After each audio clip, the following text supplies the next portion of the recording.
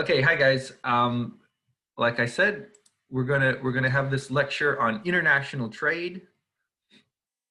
Talk a little bit about why it's just so common, why so many of the products we have in this country were produced somewhere else and they were imported into the U.S. And a lot of the stuff we make here, it's not going to be sold here. It's going to be sold somewhere else, and those are exports. We have a lot of imported goods and exported goods.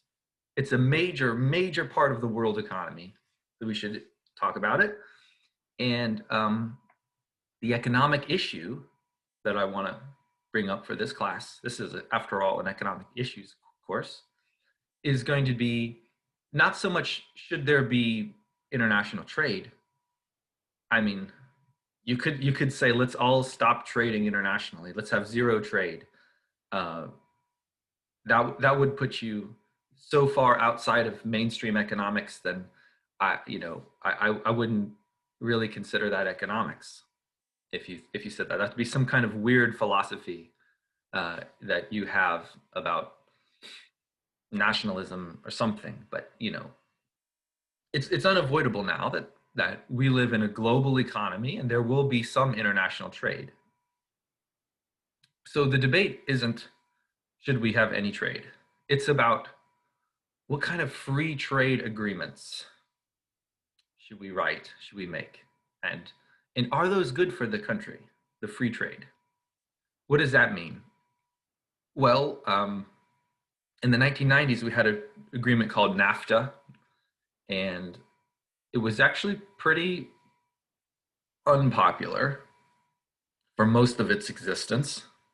It was easy to blame NAFTA for the loss of manufacturing jobs in the US. And so people did blame it.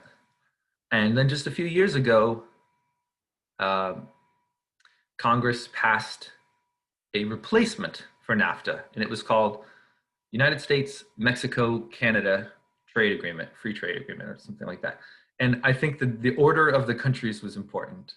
We insisted that we were first, United States, and then the second was Mexico. I guess they're the second largest country, and then the third was Canada. I don't know. I think that was some kind of power trip to say, well, we're first, United States, Mexico second, Canada third. Okay, fine. So we have a free trade. It's currently been passed and it's into law. So, but what that actually does is regulate the trade.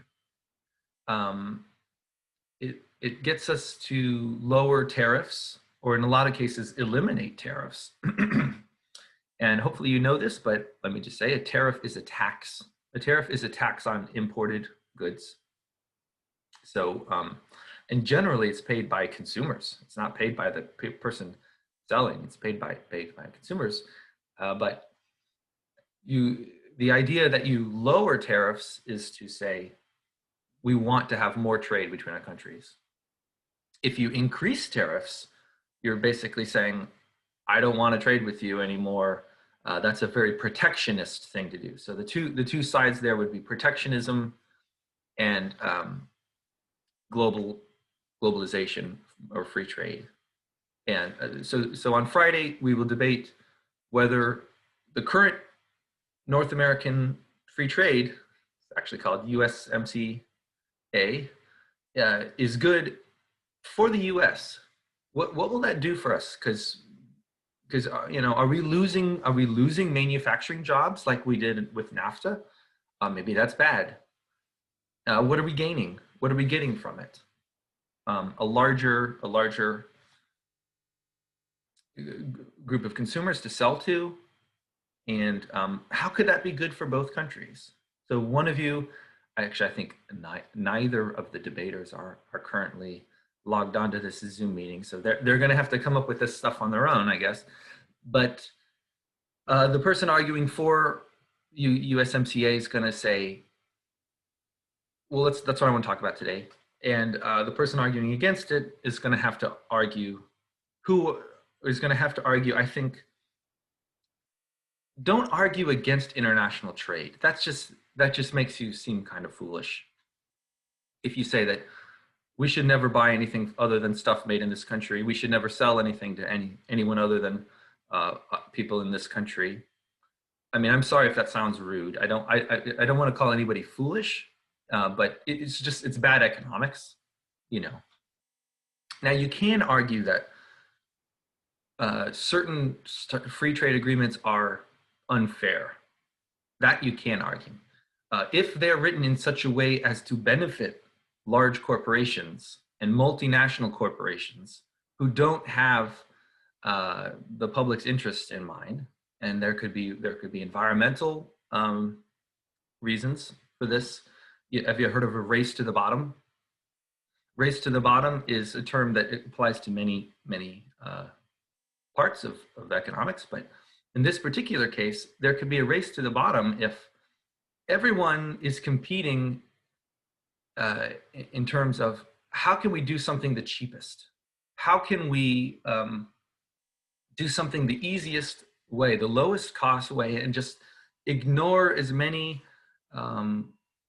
environmental regulations or labor laws or just human rights, right? If we find the place that they're sort of competing with each other to be worse, because the worse, the more, you know, the more you look like a you know, have a country with slavery and an indentured servant. I mean, that's the cheapest way to do something. I mean, that's horrible. In 2020, we should not tolerate that anywhere in the world. At least that's my opinion, of course. I mean, I think we can all agree that any form of slavery is bad. But if countries are fighting with each other to produce things the lowest because at the lowest cost, because that means that they can grow their economy the fastest and export to all these other countries, that's a bad thing, right? That's a bad. We certainly don't want a race to the bottom. Assuming you care about human rights, you don't want to say, well, it's fine if they produce stuff in Bangladesh and, you know, there's a factory where the doors are locked and they don't get bathroom breaks and it's a fire hazard. Who cares about those people in Bangladesh? You know, I just want cheap sneakers. Gosh, you know, that's a real bad faith. I hope nobody sort of thinks of it that way. So how should we think of it? What's the best trade deal that can manage and that's going to balance in a fair way the rights of individual workers, making sure they're protected. You know, protectionism kind of sounds bad, right? If you are a protectionist, usually that means you are against international trade. You want to protect the local businesses, the domestic industries. That's what protectionism is.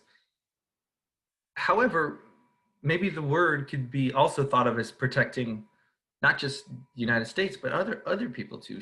Wouldn't it be nice if we had some kind of agreement that protected workers around the globe, not just the ones in the US? Okay. Let's talk about the I think there's time for me to do a math exercise, and I'll tape it here so that everyone can see. Let's just first let me first say what I wish we never had to. I never had to show you anything that Trump did or said again, but we have to talk about this. This was a tweet. This is now 2 years old from 2018. It's just so bad. It's so wrong. Somebody who really doesn't understand trade, and that is when the USA is losing many billions of dollars on trade with virtually every country it does business with. Trade wars are good and easy to win. What the heck? Trade wars are good and easy to win. What is he? So first of all, the very first sentence, a country is losing many billions of dollars on trade with virtually, what does it mean to lose many billion dollars on trade? He's talking about the trade deficit. When he's talking about that billions of dollars, that money isn't being lost. How do you figure that's a loss? It's only with misunderstanding can you consider that to be a loss. What happens to the money? Uh, let's just talk about imports. Why are there any imports to this country? It's because people want to buy something. Remember, trade only happens if both parties are willing to do this. So if goods are imported into this country and we buy them, that means there's people here in this country who want those goods. They get to buy them at a low price. In other words, it's like we get to have China manufacture this cheap stuff that people in the United States really aren't interested in making, at least not that cheaply. We get to have somebody else make that for us. Let's use our economy to make something else like airplanes or computers, and something else that that's lost. That's money lost. I don't think so. That's money that's exchanged for goods or services, mostly goods. But you see my point? That's expressing that as a loss already. I disagree with, because you're not losing the money, you're paying for something. And in fact, consumers benefit. Let me say that again. Consumers benefit from cheap imports because that means they have more money to spend on other things. It actually increases the goods that you can consume by lowering the prices of them. Okay, trade wars are good. What is a trade war? When both countries increase their tariffs and become more protectionist. In other words, they only buy stuff from their own country and refuse to buy stuff from other countries. Why is it good? Why is a trade war good? I mean, I'll show you how that it actually decreases the welfare of both countries. Both countries are worse off because of it, and easy to win. What does this mean, easy to win? It's not a competition. International trade isn't a competition. There is no winner. It's not a zero-sum game. It's being framed as, when you think of a war, you think of a winner and a loser, but that's just totally the wrong mental image for a trade war.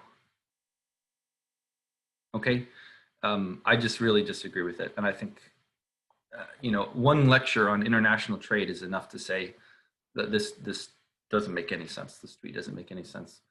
Also, don't trade anymore, we win big. That's not true. If you stop trading, even if this is China, this is really about China. He says a certain country, but we know that this is about China. If we don't trade anymore, we win big. That is not true. If we stopped trading with them, even if they continued to buy all of our exports, but we weren't allowed to buy any of their imports, that would hurt this country. Every increase in the price of steel, for example, steel is something that goes into making a lot of other things. It's like an extra $1 of steel increases $10 what we have to pay because of the sort of compounding effects of raw goods and intermediate goods and finished products. If they all become more expensive, we all have to pay a lot more for it. So even that isn't true. His solution of just, well, let's just stop trading anymore, and that means we win big. No, that means everybody pays a lot higher prices on all of their goods. And in fact, they can consume a lot less, and their utility has gone down. And it's the opposite of winning. That's losing. So that's, I guess that's the point I want to get across. It's not a war. It's not us versus them. It's not the US versus Mexico to see who can have the biggest trade surplus, and they're the winner. And the people who have the trade deficit are the loser. Actually, any form of trade, even just the imports or the exports, it's not like you have to have one and the other. Even if you just talked about one, that would still be increasing the welfare of the people in the country, because trade is voluntary. Trade is good for both parties, almost by definition. Now, I don't want to say we should always have as much international trade as possible with no regulations or no rules, because that leads to the race to the bottom. But that isn't what this tweet is about. This tweet isn't saying, hey guys, we need to be smart about how we trade. We need to trade with partners who respect human rights, anything like that. He's just thinking of it as a war to see who can win, who can get the most imports or the most exports. And I just hope that you understand that it's not a very smart way to think about this. Okay, I'm sorry I brought up that tweet. I feel dirty just even talking about it. So let's talk about some basic ideas of international trade. One is this idea of the possibility production frontier. The maximal mixture of outputs that a nation can achieve given its resources. Okay, so think of the production possibility frontier as a set of points where if we used all of our resources to make some combination of guns and butter, what's the total amount of guns and the total amount of butter we would produce? Guns and butter is a metaphor for military spending and just domestic, not spending, but production. I like to use cars and airplanes. I think that's a good set of goods to talk about the production possibility frontier, because you could sort of think of the same types of factories that could be making a car or could be making a plane. It's a lot harder to make an airplane because they're a lot bigger, but in terms of the engines, the wheels, the axles, the glass, all of the little technology that goes into each of those, it's similar resources could have been put into one or the other. And so the production possibility frontier would say, what's the most amount of planes, combination of planes and cars you could make from your country? And you should actually think of it as a can I draw it? You should think of it as almost a boundary. Oh, it's a frontier. It's called a frontier. But before I draw it, let me bring up these other things, which guys, you've probably seen before. I don't want to waste your time talking about things you already know, but the opportunity cost is a Econ 101 concept that talks about what must be given up to receive 1 unit of something is your opportunity cost. So if we're talking now about international trade and we say there's 2 countries that each have a production possibilities frontier, what are we talking about? It's almost the rate at which you would have to give up 1 plane so how many cars you'd have to give up to produce 1 more plane. Something like that is the opportunity cost. That's what we'll call it. You know, you have some factories who formerly were making cars. You say, okay, shut those down or change them somehow so that now they're making airplanes. How many cars would you have to be giving up in terms of production to create that 1 airplane? You might guess, I don't know, 100. I don't know the real answer to this question, but you could say for the United States, there's an opportunity cost of a plane, and that's 100 cars. Make sense? And you shouldn't be thinking about like a company, like one company saying, well, what should we do? Make planes or cars? Actually, when you do this macroeconomics of international trade, you're not thinking of any one individual decision maker. You're thinking of the outcome of the entire economy. And you're even drawing that outcome on some axes. Wow, it's already 10:37. And okay, that's what opportunity cost is. Let me know if you have any questions about that. Absolute advantage means that one country can produce more output of something than another country. So let's take us and Germany. Maybe if we wanted to, we could make, 10 million cars per year if we wanted. And Germany, they can only make 5 million cars per year. We have the absolute advantage in cars. Okay? Over Germany. Any questions about that? Just because we can produce more, that's called absolute advantage. We're a bigger country, no surprise. How about comparative advantage? Comparative advantage is a much more important concept, in my opinion, because that says which country can produce a good at a lower opportunity cost than another. And I want to go back to cars and planes with the United States and Germany. Let's think about this. Remember I said for us, we may have an opportunity cost of 100 cars for one plane. Let me get some numbers here. Maybe I'll put them in the chat. I don't know if you guys are paying attention, but you'll get a chat from me regardless of whether or not you're paying attention. So for the US, 100 cars equals one airplane. Got that? Think of that as, well, you can think of it as the slope of the production possibility frontier, because it's at that frontier of where we're maximizing our output of either cars or planes. There's a ratio of 100 to 1. That's the slope. That's what a slope is. But it's also the opportunity cost of one plane. The opportunity cost is 100 cars. If for some reason I asked you, or someone asked you, what's the opportunity cost of one car? What would you say? In the US, what's the opportunity cost of one car? You'd have to say, let me tell you the answer. Anybody want to guess? Opportunity cost of one car in the US, given this information that I've given you. Anyone? I'm Ben Stein in Ferris Bueller's Day Off in you. Voodoo economics. Bueller.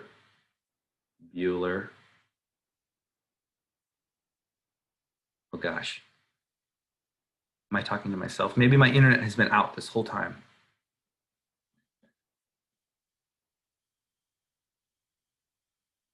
It's like somebody, I'm talking on the phone to somebody and they've hung up hours ago. I just keep talking. Oh, someone's here. What's the opportunity? Yes, Colin got it. Thank you. Okay. Colin, you got it. It's the reciprocal. Is that what you were going to say, Tina? Oh, I just wanted to hear your question again. Oh, sure. It was, what was the opportunity cost of a car in terms of things? And the answer is just the reciprocal of 100. It's 1/100th. You might think that's impossible. How can you have 1/100th of a plane? Well, when you're doing math, it doesn't matter. You don't have to use integers when you're talking about this sort of thing. So Colin's right. The opportunity cost of a car would be 1/100th of an airplane. That will be important later. So I'm glad we sorted that out. Okay, can we do another example? Sure. Let's talk about Germany. In Germany, they also produce cars and airplanes, but for them, this is what they have. These are their opportunity costs. What's the opportunity cost of an airplane in Germany?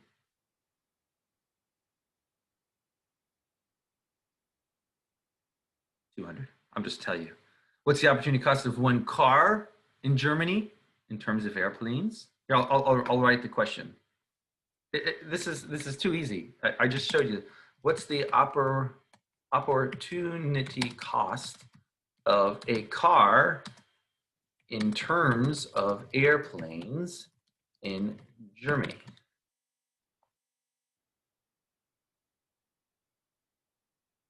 Thank you. 1/200th. Got it? Thank you. Thanks, guys. Perfect. Why did I say these? I picked these numbers deliberately. Smart. I've taught this before. I want to talk about comparative advantage now. Let's say, I'm going to give you some more data. I'm going to give you more data here, and this is hypothetical. Let's say the US can produce, I'm going to say this, can produce 1 million cars, okay, so now I have to think of I'm going to assume everything's linear, and so the opportunity cost. If they can either produce 1 million cars, or they have this 100 to 1 ratio, or they could produce 10,000, can I just use abbreviations like 10K planes? And this is actually, I'm describing for you now, rather than using a whiteboard. If I had a whiteboard, I would draw it. But let's just use the chat. I think it's better for now. This is called the PPF, the Production Possibilities Frontier. I'm gonna state it as clearly as I can. The US can produce 1 million cars, or they could produce 10,000 planes, or some combination in between these two extremes. Do you guys want me to draw that? I only have like 7 minutes left. Dang it. It would look just like a triangle. It would look like a triangle where on the either x-axis is cars, y-axis is planes. There's a dot for 1 million on cars. There's a dot for 10,000 on planes, and you draw a straight line in between them. That's what the PPF would look like in this example. Okay, PPF stands for Production Possibility Frontier. Okay? Okay? Yes. Thank you. Now I want to talk about the PPF for Germany. Germany, I think I said they could produce, did I say 500,000 cars?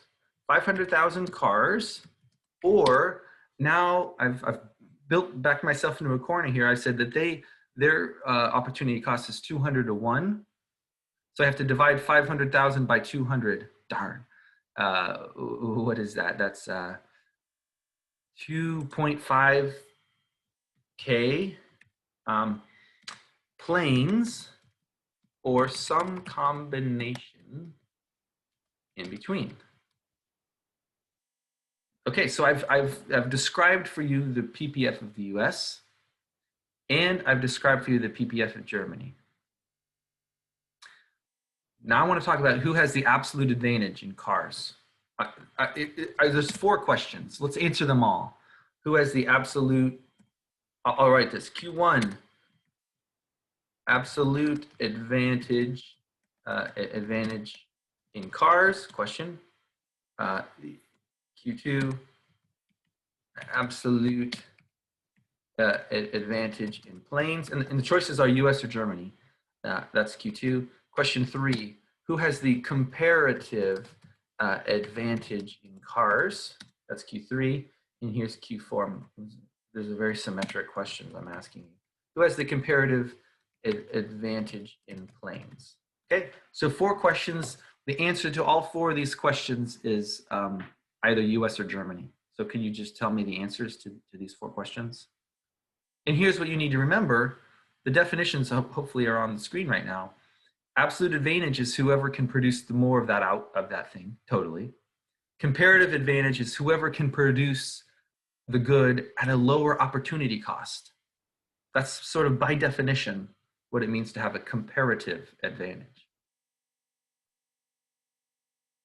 Can you guys try to answer this? Do it as a group if you want. Work it out, sound it out. Like the contest, the final challenge of Wheel of Fortune. You have those letters, and I think, you make guesses.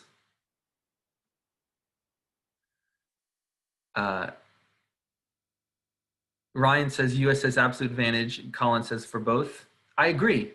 Yeah, if you look at the US's numbers, they're bigger in both. They're bigger in cars and they're bigger in planes. Okay, that's it. You guys got it.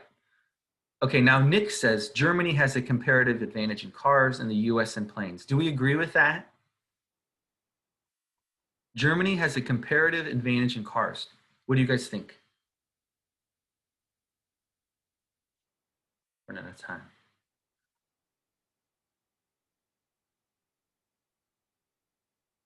Nick, can you explain? Do you mind? I'm sorry. Sure. You give an answer, and I appreciate that. Why do you think Germany has the comparative advantage in cars? They can only produce 500,000, whereas the U.S. can produce 1 million. They produce the same number of cars at the opportunity cost of fewer planes. Good. Of half the number of planes, I guess. Yep, that's good. It's weird because now here's where you have to use the fractions, right? So Nick gave the right answer. What is the Germany opportunity cost? I'll just say cost of cars is actually 1/200th of a plane, right? Whereas the US opportunity cost of cars is equal to 1/100th of a plane. And remember, comparative advantage is whoever has the lower opportunity cost. Who has the lower opportunity cost? Germany is 1/200th and US is 1/100th. Actually, 1/200th is lower. So this thing about using fractions, you actually have to use fractions. In this example, if you want to think of it in a purely mathematical sense, who has the comparative advantage in cars? The answer is Germany. How do you know? Well, there's a lot of ways you could know. You could think about the slope of the production possibility frontiers if you want. But hey, if you don't want to do any of that, just look simply who has the lower opportunity cost. And 1/200th is like 0.005. That's less than 1/100th, which is 0.01. Okay, so Nick is right. Do we all see how Nick is right? And in fact, when I asked him, how do you know, he gave the right answer. He gave the answer of Germany has a lower, they have to give up fewer planes in order to make a car. By definition, that means they have a comparative advantage. He went further and said, US has a comparative advantage in planes. Well, how would you know that? It's about who has the lower opportunity cost. Let's do it. Germany opportunity cost of plane equals 200 cars, and the US opportunity cost of plane equals 100 cars. So actually, it's easy to see who has the lower opportunity cost when you're talking about planes. It's the United States. So that is correct also. You guys see how the answers to those 4 questions I asked? Question 1, the answer US. Question 2, US. Question 3, Germany. Question 4, US. All of that I just went through is just, well, it's good to know on its own. It's good for you to know on its own, so you can talk about international trade and know what these terms are that people say. But for me, that is just the beginning. That is the predecessor of the notion of what actually happens if you have international trade. And what happens if US and Germany are allowed to trade with each other? What should happen? What should, quote unquote, happen if US and Germany are going to trade? Can they agree on some kind of, so it's a decentralized trade even, where each country decides on their own whether they should produce cars or planes. The US decides, should I produce planes? Should I produce cars? Germany decides on its own, should I produce planes? Should I produce cars? And then at some point in the future, they are allowed to import or export these goods across countries. So for next class, we'll talk about this next class. And if you want to, I would love if you would think about this on your own and try to answer this question on your own. Is it possible? Remember how I said these PPFs? I'm gonna copy them and send it again. Here are the 2 PPFs. Here's the question. Here's like the real question. I'll say this, the real question. Is it possible for both, and I'm going to put both in capital letters to emphasize the word both. Is it possible for both the US and Germany to obtain more cars and more planes than they could produce on their own? Okay, so the real question, I'm not talking about is it possible for one to give up some planes to get some more cars. Of course you could do that. Of course you could say, well, yeah, you know, if I trade you a plane for 100 cars or something, I would have one less plane, but I would have a lot more cars. I'm not saying that. I'm asking, is it possible that they could both consume at a point that's outside? I'll say this, in other words, is it possible for both countries to consume at a point which is outside of their PPF? That's the question I want to answer on Wednesday. Okay. If you think about it, you haven't answered, great. We can talk about it then. Okay, you guys have any questions? This is a lecture that I knew would take more than one lecture. So we'll do it when we'll finish this Wednesday. Is it possible for both countries to consume at a point which is outside of their PPFs? You may think that's crazy. How could you consume outside your PPF? By definition, that's like the maximum that you could produce. How can you get outside of it? Well, you have to use international trade. Think about how international trade could possibly work to get you outside of your PPF. Okay, I'm gonna stop sharing now. You guys have any questions? It's 10:51, 10:52 now. Don't want to keep you any longer.